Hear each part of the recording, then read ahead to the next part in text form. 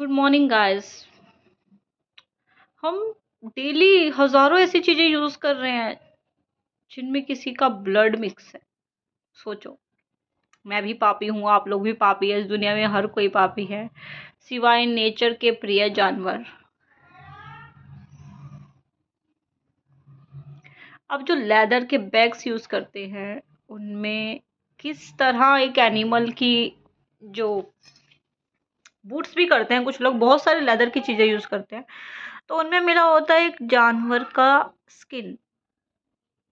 अगर आपको कोई मारे और आपकी स्किन का यूज करे, गर्म पानी आपके ऊपर डाल दिया जाए, इसीलिए तो स्वर्ग नरक पर मैं बिलीव करती हूँ। जो आज उनके साथ हो रहा है, ऐसा भी तो हो सकता है ना कि नरक में मैं आप सब भी जाएंगे, कोई बचने वाला नहीं है, सब जाएंगे।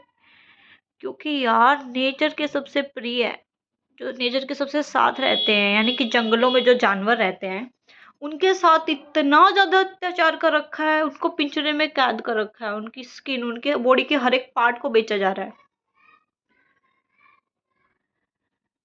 इंसान यहाँ तक इतना गिर गया है कि वो इंसानों को भी नहीं बख्शने वाला आने वाले समय में। एक दूसरा इंसान आपने सुना होगा किडनी वगैरह तो अभी बिकने ही लग गई है, तो थोड़े दिनों में देख लो भाई, जो गड्ढा आपने खोदा है उसमें सब गिरने वाले हैं, बचने वाला कोई भी नहीं है। तो द एंड ऑफ कलयुग।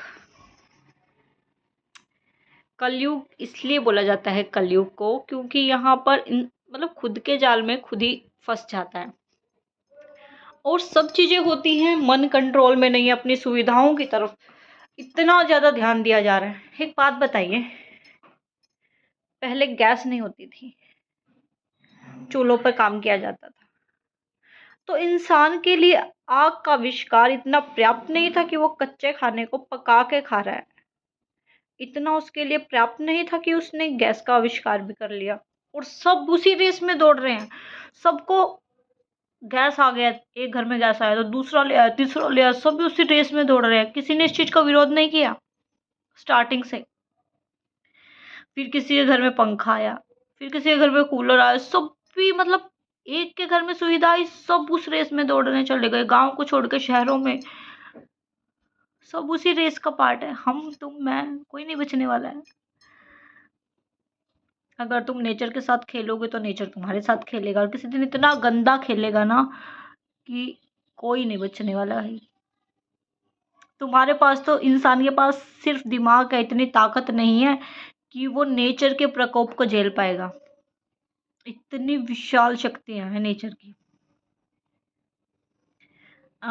तो एक दो साल और जी लीजिए, अच्छे से कर लीजिए अपनी मनमानी। एट द एंड सब उसी अब कर भी क्या सकते हैं। जब स्टार्टिंग में एक ने विरोध नहीं किया तो अब कौन विरोध करेगा? कोई भी नहीं।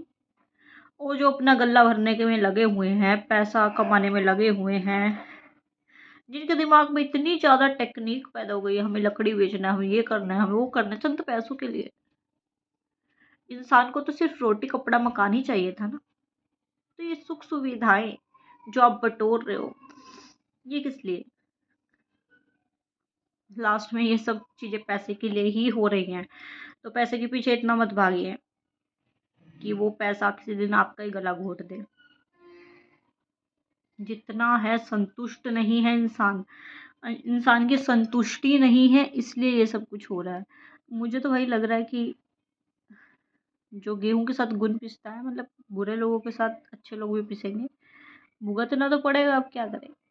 आपकी सजा हमें भी भुगतनी पड़ेगी, क्योंकि हम भी तो उसी रेस में भाग रहे हैं ना। आपके घर में पंखे हैं, हमारे घर में है, हमने